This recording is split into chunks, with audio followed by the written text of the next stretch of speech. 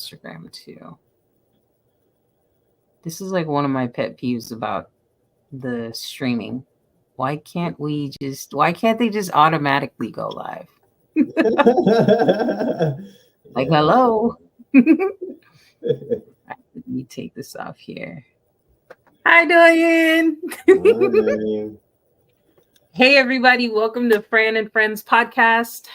If you don't know, I am live on Fridays at 4 p.m. Pacific Standard Time. And then, what is that time? 7 p.m. Eastern Standard Time. And then every now and then I'll sprinkle in a Saturday, which is at 10 o'clock Pacific Standard Time, and then 1 p.m. Eastern Standard Time. I am honored by today's guest, as I call him my spiritual sibling, D'Oyen Frase. He is the founder of Leptokinetic Therapy. So, for the sake of me not messing up his bio, I'm going to read a little bit for y'all so you can know what to expect. And then we're going to pass it off to D'Oyen. So, D'Oyen Frase, he's a bioelectromagnetic stimulation therapist. If you have no clue what I just said, don't worry about it. D'Oyen's going to break it down for you. Somatic release analyst, author, and the founder of Leptokinetic Healing and Higher Self Integration. He is a pioneer in the field of energy medicine. D'Oyen uses a very unique approach to remote healing. Yes, I said remote healing. That involves inducing therapeutic somatic releases in clients through his sheer mental focus. Additionally, he has developed a step-by-step, repeatable process to induce this phenomenon and teaches it to his students. D'Oyen, can you layman terms everything I just said? Well, first of all, thanks for having me again, friend. It's always a pleasure, always an honor. And what's up, chat? But I guess to explain it like as simply as possible, I basically just help people regulate their nervous systems. I help people who have, dealt with chronic stress. Most people deal with chronic stress or even trauma. And we talked about this a little bit last time. You know how trauma isn't always necessarily something that is extreme. It can be very, very small things that accumulate over time, which could in fact maybe even be a little bit worse in comparison to just one extreme event. Oh, wow. So essentially, again, it's just I help people that have dealt with a lot of stress get back into their, rest and digest part of their nervous system, the healing part of their nervous system. A lot of times what happens is people's nervous systems, they'll get stuck, in that fight or flight state from just being chronically engaged with that part of the nervous system. And so I do this just by intention. Again, like the driving force of my modality is sheer mental focus, concentration. I was watching a Joe Rogan podcast earlier today, actually, because he was interviewing, I think, the first person to receive like a Neuralink, the chip the implant that Elon Musk is promoting. He's like a paraplegic, completely unable to move, but they basically have made it to where they are able to override it, right? Well, he's able to, through this chip, move like a cursor or a mouse, so to speak, like on a computer. They basically developed an app that they're able to, through this app, he's able to control the interface with the computer with his mind. And when they were describing it, I was like, oh my God, this sounds really familiar. This sounds, because he was like, there's a level of artificial intelligence that the app runs off of, and you can basically get the cursor to move through different commands. He's like, even though I can't move my hand, me thinking about moving my hand is still creating the same impulses, the same electrical impulses. It's just not connecting to the body, but this app is able to still register that, just electrical information firing through the brain and can respond. And it reminds me a lot of what I do in regards to working with other people, creating this intention. I'll slow down after this too. It's an interesting rant, but it's like,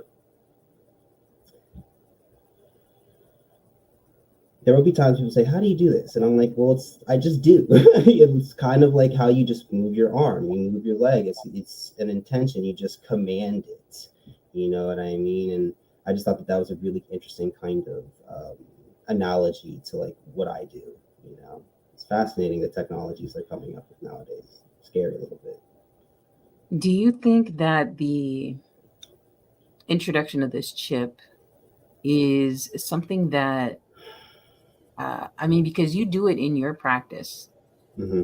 So, do you think it's just because we are not connected to our own power, that this chip is more of a bypassing of what we are capable of beings? Yeah, absolutely. You know, it's very similar to you know, people are essentially technologies to a degree. We talk about this all the time. You know, we are Hmm. biotechnologies. I've been watching Dune a lot. I've been kind of like obsessed with the movie a little bit because I'm like, oh my god, like this is What just movie is story. this? Dune. No, I don't know what it. Tell me about Oh, it. you gotta watch it. It's like it's just the story that's as old as time. I feel like you see this same story of this like Messiah and like fighting over resources, all this kind of stuff, whatever, whatever. But what ended up happening was they created AI, and the AI robots ended up trying to overthrow humanity, and so they destroyed all of the technology, and then the humans became the pieces of technology.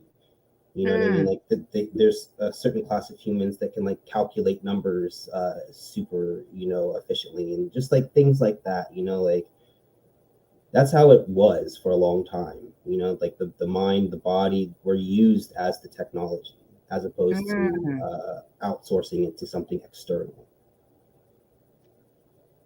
So, if I'm hearing correctly, we're basically disconnected from our own self to actually operate in the capacity that we could be. Right. Yeah, it's a lot of disconnect. It's a lot of disconnect. Unfortunately, in my opinion, I just don't know if humanity is still even ready to to bear that responsibility. Mm. You know, in my opinion, I think that we're certainly, you know, heading towards that way. The expansion of consciousness is accelerating and expanding faster than I've ever seen it in my short time being here in this life. But um, I just when it makes me think about my own work, you know, and how I am kind of like a hidden gem. You know what I mean, or that kind of thing. It's like not that many people know about me, and it's like I have a lot of evidence. Like I have a lot of evidence to substantiate my claims. And even with all that evidence, still there's a huge majority that is like, this is fake, this isn't real. You know what I mean? So it's like the But we're always, gods. Go ahead. I was saying, like, we're always taught to, this education system, in my opinion, is that we're indoctrinated to believe the things that we see versus trusting our own inherent wisdom. Of course, and you know, because it happened to me even to a degree. It's like throughout the past couple years, I started to step out of it and re-embrace a lot more of like the mysticism elements of like my work.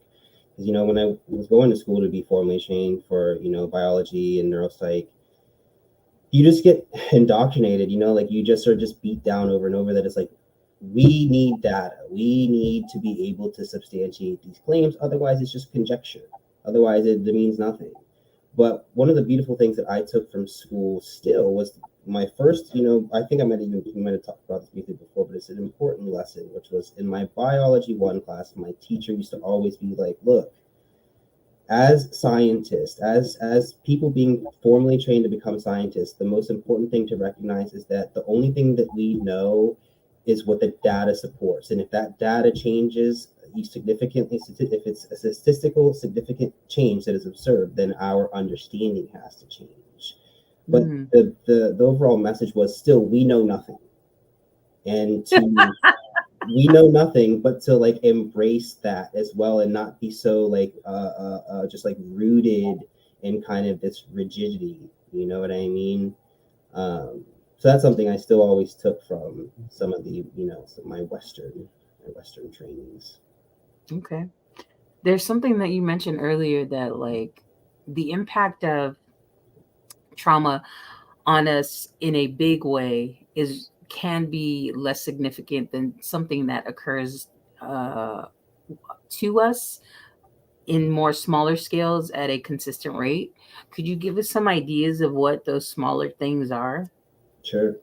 I'm sure a lot of people experience this one. You know, you have a job and you have a passive aggressive boss who's emailing you all the time, you know, harassing you, sending you just again, just like passive aggressive things. That is enough. And, you know, you deal with that constantly. And the thing that my work focuses on the most is the freeze response, which is a much less talked about function of the fight or flight. You know, Right. you think of a deer in headlights. You know, they're frozen; they just stop in place. That's what happens when you experience danger or a threat that you are unable to escape. And that, in my opinion, is like the worst type of trauma. Is again, even if it's small but consistent. Think about it like yeah, like big traumas can certainly impact your brain and like change your, you know, the circuitry, the wiring of your brain. But I feel like if you have the proper support, the proper tools and resources and things like that, it's a lot easier to overcome than something that for 20, 30 years your brain has been conditioned to be wired in this way. You know, it's the neuroplasticity, the level of changing that's having to happen on a physical neurological level is a lot harder to stick. Mm. So neuroplasticity, can you explain those for people that are watching for the first time and they have no clue what that means? Sure. What is that saying? Those that wire together, fire together. It just basically means that your brain, the pathways in your brain, the circuitries in your brain can change through stimulus. Okay. And that can be good, and it can also be bad. It's whatever you're putting into your mind the most. Okay. I hope that So makes wherever sense. our energy is focused on, right? Yeah, pretty much. Okay. All right. Mm-hmm. Mm-hmm. So tell us what you're working on right now and like how you help people. I know you mentioned it earlier, but for somebody that's just hopping in, just kind of give them an example of what you would do in one of your sessions and then whichever direction you want to head from there. Yeah, you know, my work is so broad. Like I work with so many things. That's always been a thing that I've been trying to like, well, what can I like really focus on? And again, for me, that has ended up coming to mind to body connection kind of work, you know, where we're enhancing how the mind is sending messages to the body and how the body is sending messages to the mind. That's kind of like where my work is now, like what I really try to focus on. Um, you know, I have a pretty cool example the other day. Last night I worked on a client and they were like, "You did the impossible." They basically had like some type of like skin condition. You did the what? Impossible. Oh, okay. I didn't hear. I'm so sorry. It's My okay. That's okay. I'm gotta say it again. Stand on that 2 times. You know what I'm saying? guy was point home. I was like, yeah, I need that in writing, sir. But nah, it was just, you know, one of those things that was just a natural byproduct of correcting the way that their mind and their body is communicating. Electrochemical miscommunication or miscommunication that's happening within our mind and our body is one of the main things that causes disease in the first place. So if you can correct that, then you can correct a lot of illnesses as well. What causes disease? I didn't quite hear it because it kind of like trickled out. Uh, Electrochemical miscommunication or just Okay. when the brain, the glands, the, you know, the nerves, when your electrical and your chemical forms of communication are not communicating properly. It's So when we see a lot of misfiring disease. almost. Misfiring, yeah. Mm-hmm. Okay. So when those two are disconnected or they aren't communicating correctly, that's when diseases can occur. That's a major cause of a lot of illnesses, yes. Mm. So how do we undo that process? Obviously, we have to figure out what started that, right? Mm-hmm. Started Well, from the start to begin with. you can holler at your boys, something I do help with. But Hey, let's plug that in again. Run it back and plug it in. No, but in Call, all call your seriousness, boy D'Oyen. yeah, in all seriousness, I mean anything that is going to promote your electrical health, anything that's going to promote your mental well-being. So you could do things like binaural beats, you know what I mean, different harmonics, you know, music that's set at the, I don't want to be cliche and say the 432 hertz, but anything that has a harmonic overtone, anything that is harmonically resonant, are things that can help uh, recalibrate, reformat, you know, reset kind of just that system, your CPU. So is that like when you say binaural beats, harmonic frequencies, are solfeggio frequencies also included that in that? Absolutely, absolutely.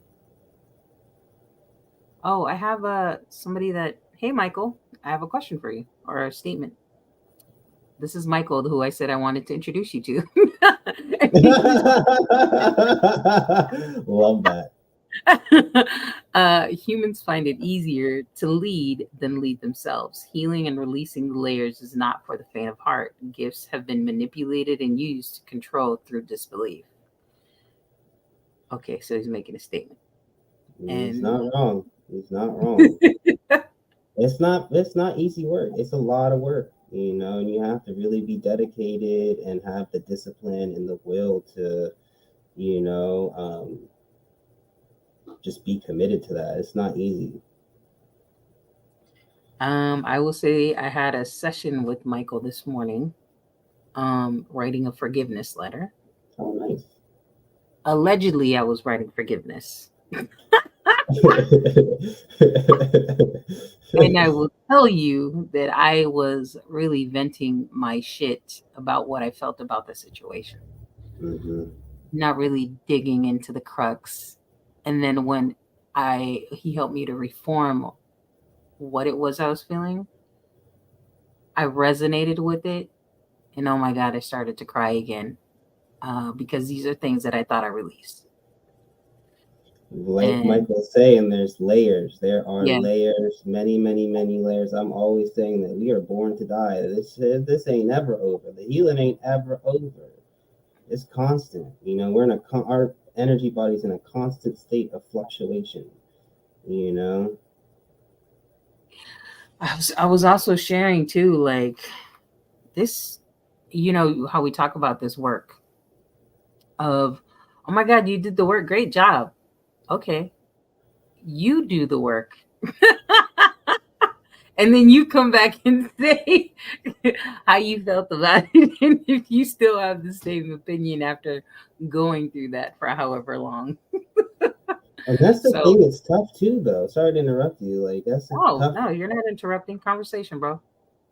I love that about you. But that's a tough thing for real. Like because I think about how many parasite cleanses I have gone through, how many different detoxifications I've done.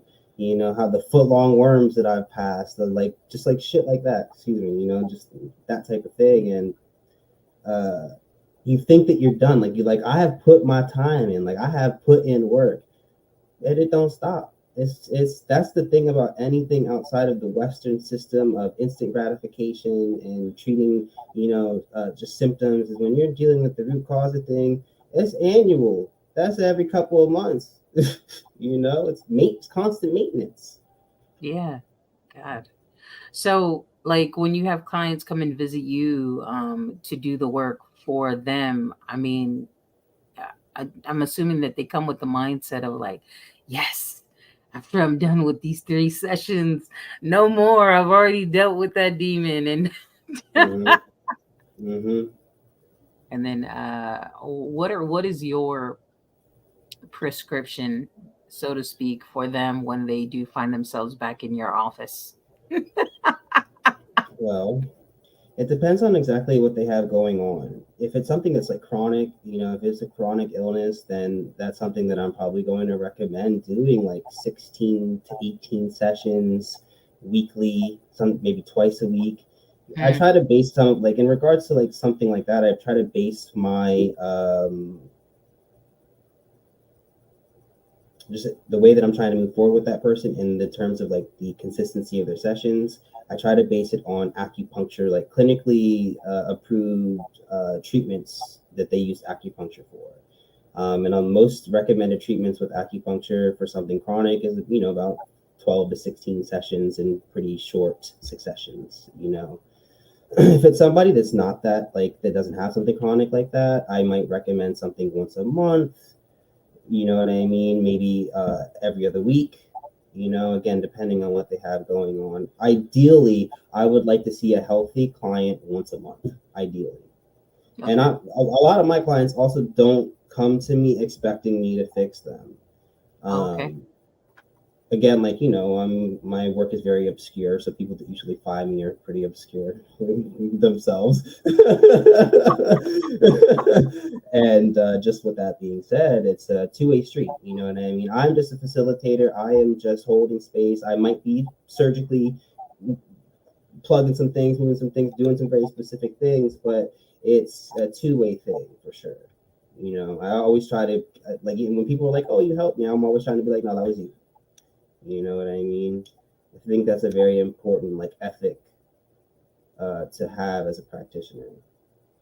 So the work that you're doing, you're really not doing it yourself. You're doing it in, I guess, you're co-creating with us. Yes. So it's like Okay. yes, it's like yes and no. It's like yes, I am doing some very specific things. I'm not even gonna hold you. Like, it is surgical. You have to have a certain level of knowledge and expertise and experience and just understanding of systems and functions and stuff like that. But yes, it is a co-creative process. You know. Like, I'd like for you to walk through, say, one of the sessions that you did for me, right? And then Okay. you explained some shit that I thought was out of this world. Like, you're like, oh yeah, Fran, I'm fixing this, I'm doing this, I did this, I restored this. Could you kind of like go through like one of our sessions and what you were doing in the session? There was a couple of, like, I'm trying to, because I remember there was one that was really really juicy. Um, so I think the one that stands out for me is, you know, the first couple of, like, the first session was, I feel like, one of the most, like one of the most strongest ones, you know what I mean, in terms of just like visceral reactions, like in terms of just like the intensity of the somatic releases that were manifesting. And then there were some other sessions after that that were close to it as well, and also manifested in different ways, like emotional releases coming to the surface, things like that. But one of the ones that stood out to me was specifically working with, like, your mitochondrial function, specifically working with the, you know, increasing ATP production. ATP is what gives the cell energy to do work. It's Okay. the chemical energy of the cell. And so if you're low on energy with in your mitochondria, then it's harder to get those releases to happen. That was one thing, you know, and walking through that and going into your nervous system, you know what I mean, and specifically stimulating certain cranial nerves, you know what I mean, like certain, you have this. I have a really good example here. Um, so I had a client of mine, and I've already written this as an article, so I have permission to share this story.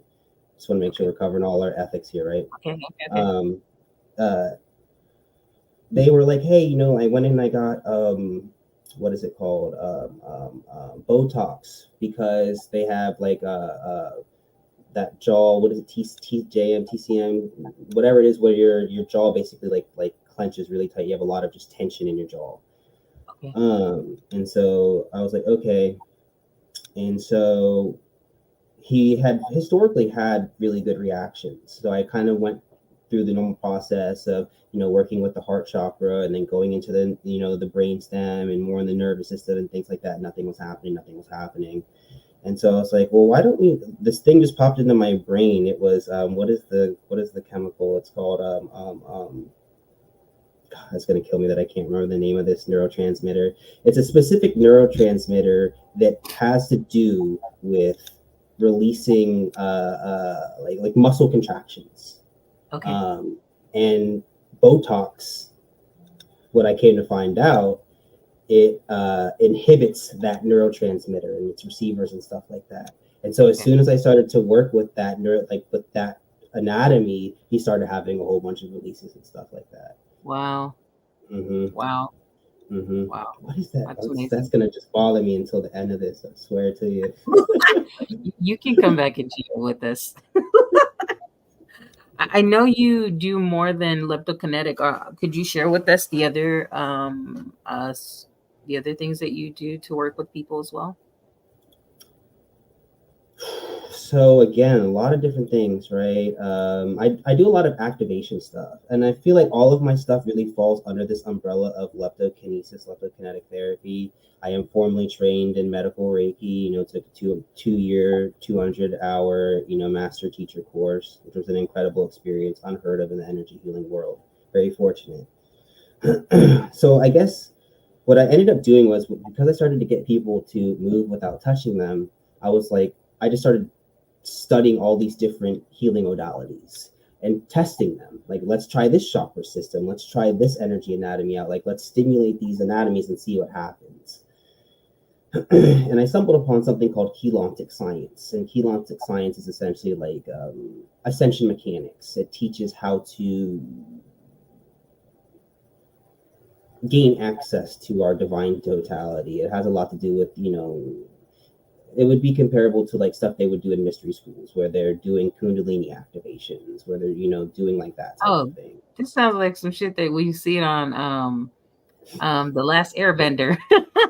Pretty much. Pretty much. Okay. It's activation stuff. And this, again, that comes from the teachings of Chelantic science, which I kind of just like merged into my own practice. Okay. Um, and again, there's like the higher self stuff as well that I work with a lot. And what's interesting is that, I thought that the higher self stuff would have a lot more to do with subtle anatomy, but like you always hear me saying, it's the physical body, the nervous system, the physical systems are so much more important to work with. There have been times where I'm just working with someone's glands, working with their thyroid, working with their hypothalamus, their pituitary gland, working again with just creating cohesion between both hemispheres of their brain.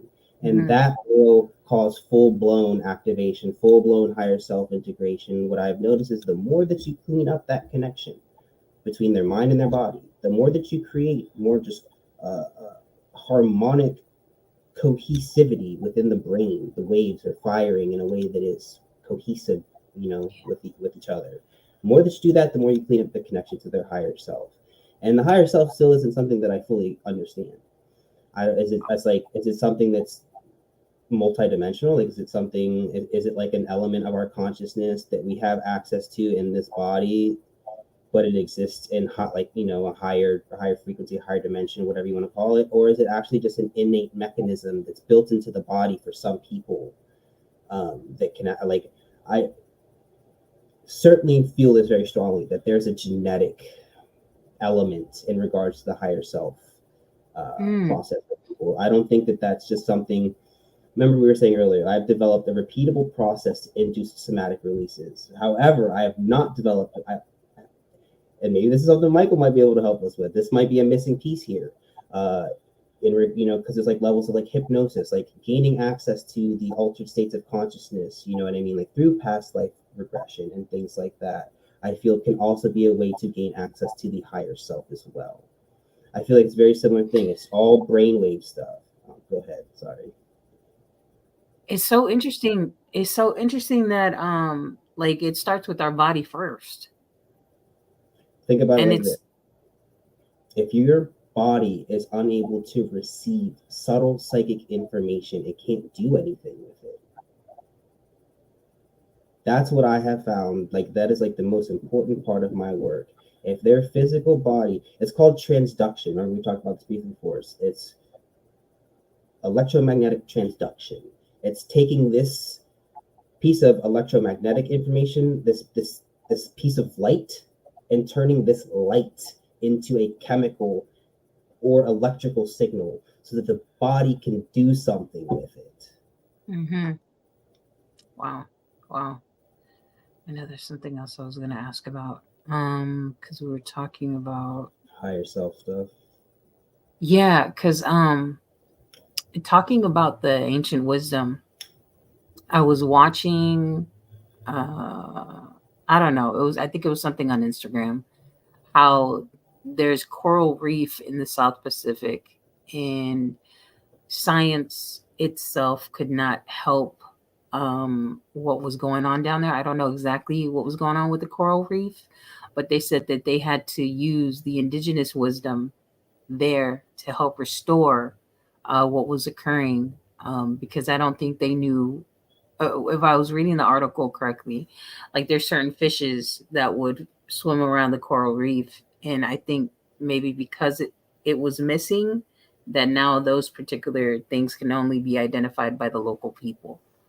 And Mm-hmm. so I think it goes back to your point about like utilizing ancient wisdom, even though we may not understand it. And then you said something about DNA, how you think it is associated to DNA. And the first thing that I thought of when you said that was I find that Black people, African American people are very, very spiritual. So I was wondering if that's like the more melanated we are, the more connected we are. The more melanin you have, the more light you can absorb.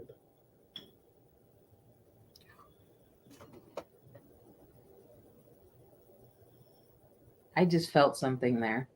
I felt it before I said. I was like, I got something for you. You ready? Let me tell you. Let me tell you. Yeah, there's that's how it's been historically though. Look at all the wildfires, and that's not even to get into like any of the conspiratorial elements of dues, directed energy weapons, stuff like that. The way that the land has been taken care of by those that are occupying that land are not in accordance with the balance of life and nature. It's anti-life. This Western system is anti-life. And because there was a lot of controlled burning stuff that a lot of indigenous people would do. It would like get rid of this whole like top layer of like dead foliage and stuff like that, and then not only would that reintroduce like nitrogen and carbon, like all of these other elements and nutrients and stuff like that into the soil, but it would also prevent wildfires like breaking out of control in the future. There's so many things like that. And all of the answers, in my opinion, are found, there's so much wisdom in the ancient knowledge.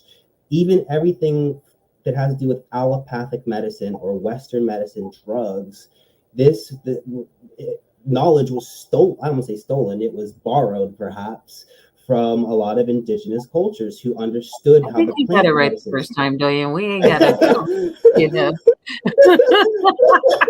look, try to be a little neutral here is all. But yeah, but again, it's an anti-life system. They went and took what's already being naturally produced, and what's the word? Just created an artificial. it's synthetic. Thank you. They synthesized something that was already natural into something not natural, and that's just because you can't make money off of things that are natural in the pharmaceutical industry. You can't patent an herb. Oh, you can't? I don't think so. I'm pretty sure you can only patent something like that's an allopathic medicine unless it's been like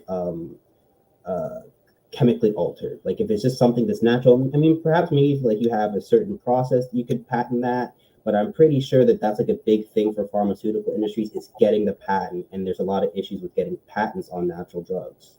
And what does allopathic mean? Allopathic is just like another word for literally Western medicine, using synthesized drugs to treat illnesses. Okay. I think it's so. As far as helping people to reconnect to their basic selves, I know you mentioned that yoga and movement are really things to help us to realign almost. And I really want to, I guess, get into helping people to trust their own body and what it's saying to them. Mm-hmm. How do they do that, and what would be stopping them from making that connection? Well, a lot of people will, through trauma, through stress, things like that, they will disassociate from their body. You know what I mean? A lot of times, or people aren't comfortable in their own bodies. Things like anything that separates you from yourself is something that can inhibit, you developing more of a relationship with your inner guidance system. Like we were talking about a couple emails ago, that is like the end part of my work. Like that's my goal. is to get a person to where they have now developed more of a personal relationship with their own inner guidance system, their own, intelligence of their body and their mind, and they're able to feel, they're able to sense more things. Mm. Diet's another big thing that will help. There's a lot of stuff is physical. A lot of things to, develop a deeper connection with yourself is physical. And again, it goes back to movement. That's another really, really, really big thing, is the movement. That, think about, just even athletes have a very deep connection to themselves, believe it or not. They call it the flow state. That's what happens. That's what happens when you're playing a sport. It happened to me when I skated. It happened to me when I played soccer. It's happened to me when I just be moving throughout life. You just get in that flow state. Everything's lined up. Everything's synced up. You're not even thinking anymore. You're just reacting subconsciously.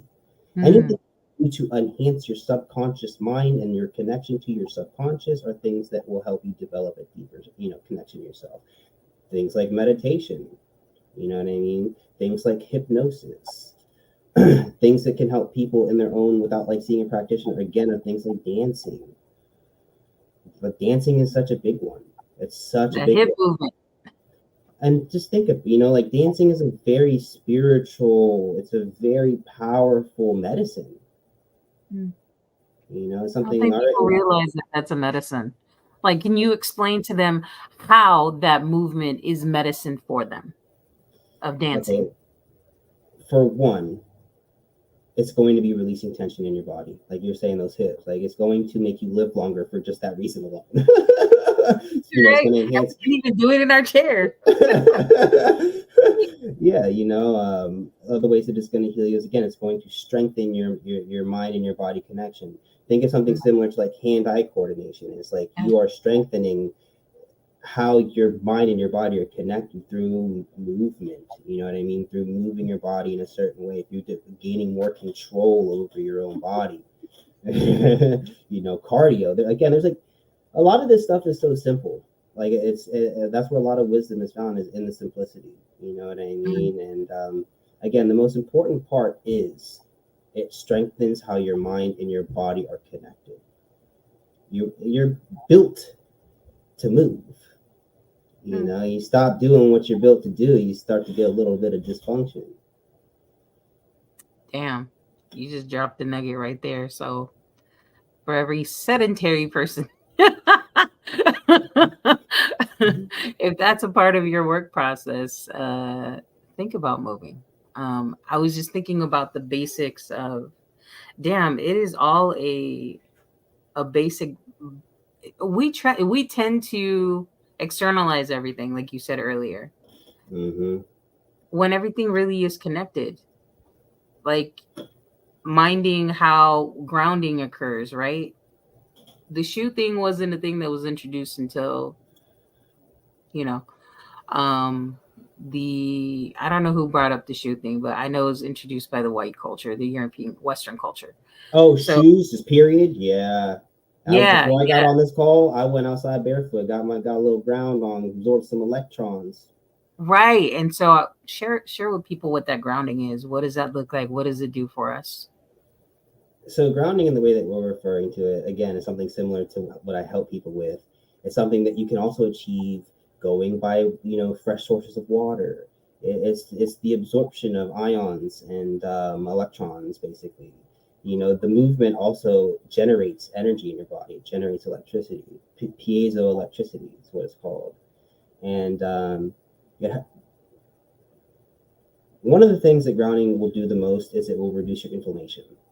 You know what I mean? And that's because you're absorbing those electrons. Those electrons are then going and binding, to free radicals in the body. They are going and they are donating more electricity to certain things in the body. And that all inflammation is low voltage. So it's electricity. It's basically giving us more. We need to move, y'all. Look, I'm at a place where if I can't touch my toes while like if I can't stand up, bend over, and touch my toes, this is a problem. You know? Yeah, I mean, just thinking about like all the food that we have here in the US, being that it's been genetically modified and we're consuming these things, I can't imagine what kind of internal effect that it's causing because we don't know what they're lacing these things with, for lack of a better term, and what kind of reactions they're having to our internal systems.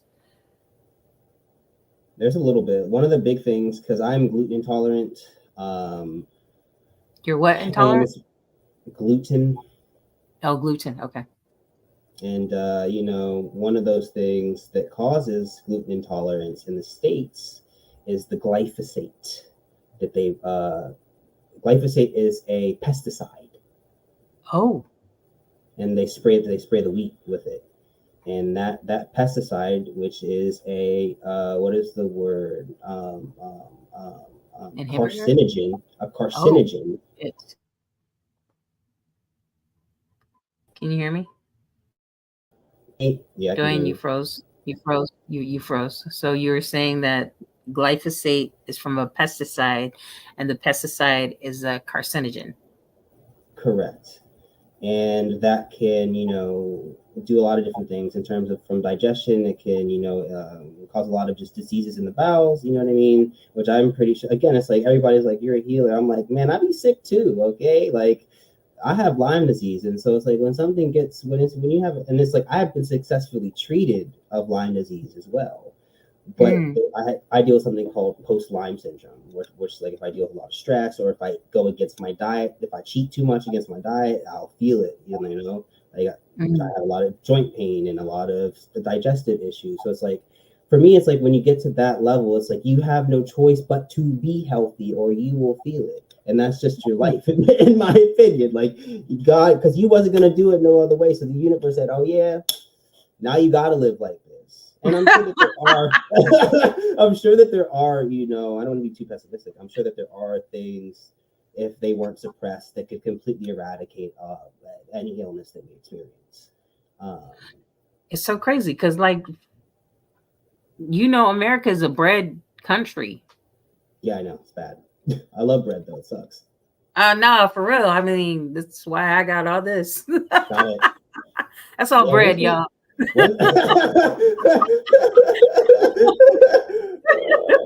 As islanders, we ain't even supposed to be eating that regularly. I know our diet is coconuts and fish, Yeah. and Yeah. everything natural. I mean, the rice wasn't introduced to Samoa from what I had I eat heard rice every was day. in the I can't 1930s. not can't not do it. Yeah, yeah. I mean, these what is that called? It is an I guess would it be a form of indoctrination?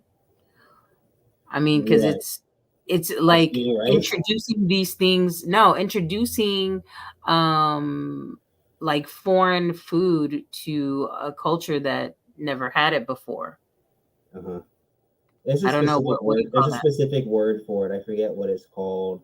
I had to write a paper on it back when I took a class on the African diaspora, and they talk Mm. about basically like when a group of people are colonized, they will take in certain things from the culture and like kind of Oh, transform it a little bit, assimilate to that, but also then throw their own little weird like twist on it as well. Like is that cultural when appropriation? no, I forget what it's called. It's Yeah, that's crazy. yeah, it's a very specific word that they use for it now. Um, but yeah, a lot of times we indigenous people will end up getting the diet of like their scraps. You know what I mean? Like think Mm. about black folk, like eating chicken feet and you know what I mean, Big oxtail intestines. and yeah, like that kind of stuff. Um, Even lobster and crustaceans and things like that were seen as like a poor man's kind of thing. Right. Crazy, I Oh, know it's looked as luxurious, right? It's crazy. right. No, it is. Goddamn.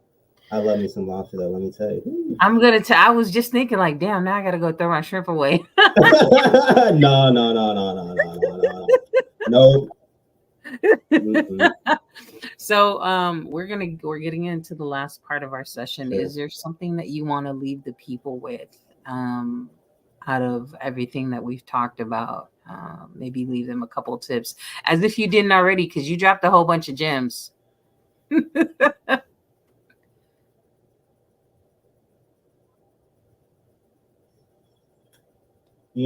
I guess if I were to like part on something, it would be to really learn to trust yourself, learn to listen to yourself, learn to, continue to foster a relationship with your intuition and your inner voice so that you might not necessarily feel lost, or you might be able to receive more guidance or just feel a little bit more comfortable kind of navigating throughout life without having to depend on something that is outside of yourself.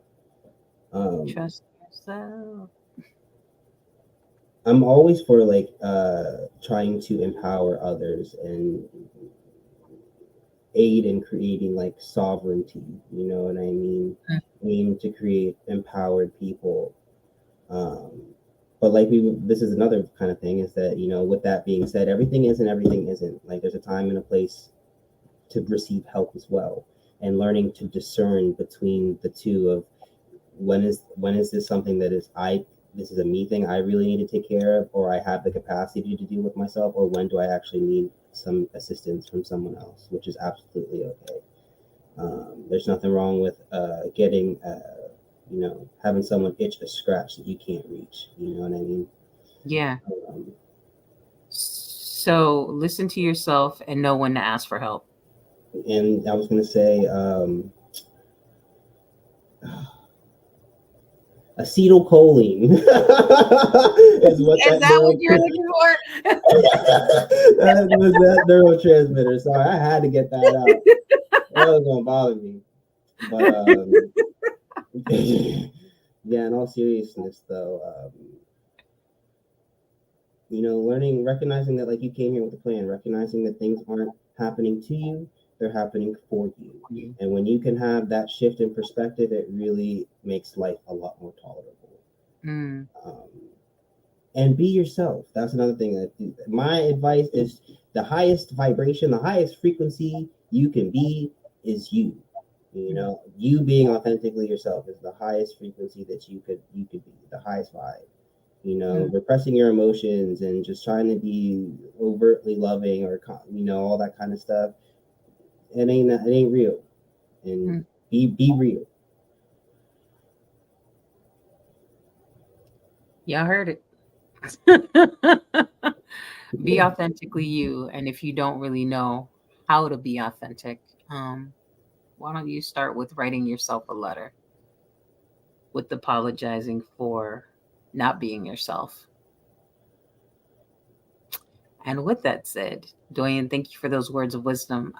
At the end of our podcast, I always like to ask the guests 3 questions that provides the audience with knowing you a bit more deeper. I don't know how deeper you can get when you're all up in their nervous system.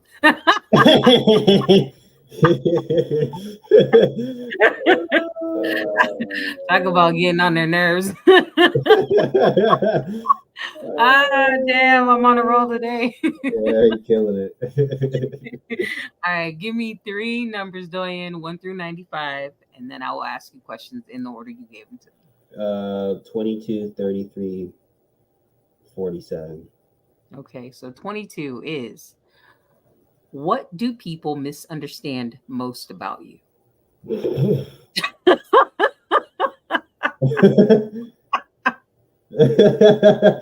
Man. Okay, I mean, it's kind of an easy question if I think about like what the most thing is. I think people think that I am dangerous, or like I walk down the street and people like look at, like they're scared when they see me. But really, if you just talk to me and you sit here and you recognize that I can articulate eloquently, and am kind, you know what I'm saying? I ain't nice, but I'm kind. You know what I'm saying? You might be surprised. So just being being judged too soon just because of my external appearance. Yeah. I appreciate you mentioning that because I mean that is something that I think television and stuff provides us with the things to quote unquote look out for. You know, watching these cartoons as a kid, what does the robber look like? Somebody with tattoos and earrings and shit like that, right? Mm-hmm. Yeah. Mm-hmm. So thank you for that. Um, I can attest that Doyen is kind. Number 33. What's something surprising you've learned about yourself?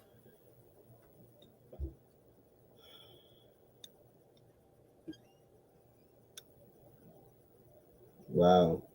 Um, this is like the first thing that kind of comes to mind is that like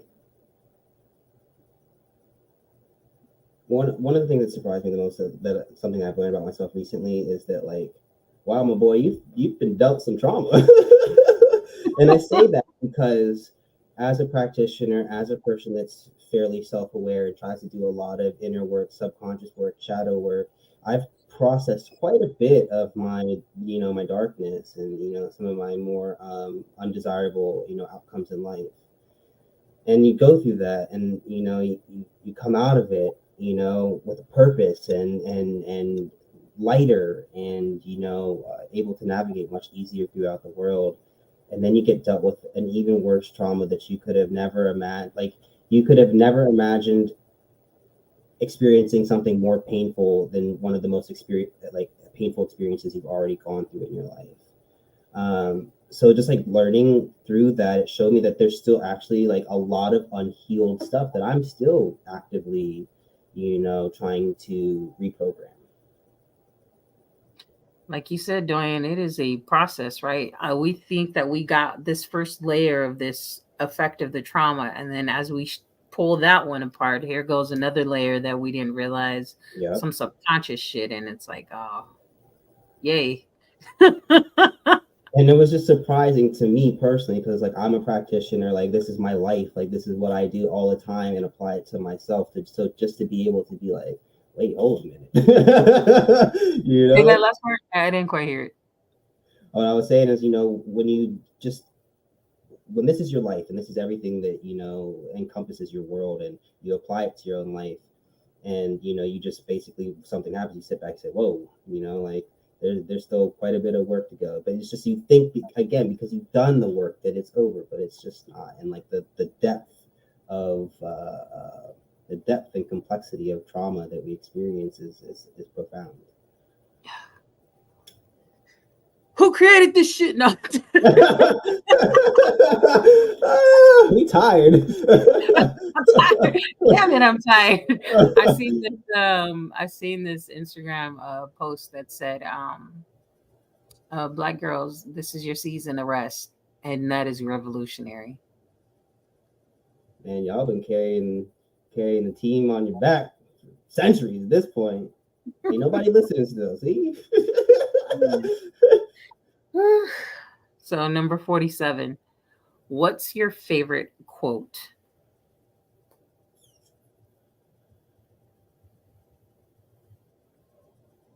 Ooh, gotta be careful with that one. A safe one would be, a wise man knows that they know nothing. Mm, that was so wise. Hence out of the mouth of the profound. It's a good one. It's a good quote.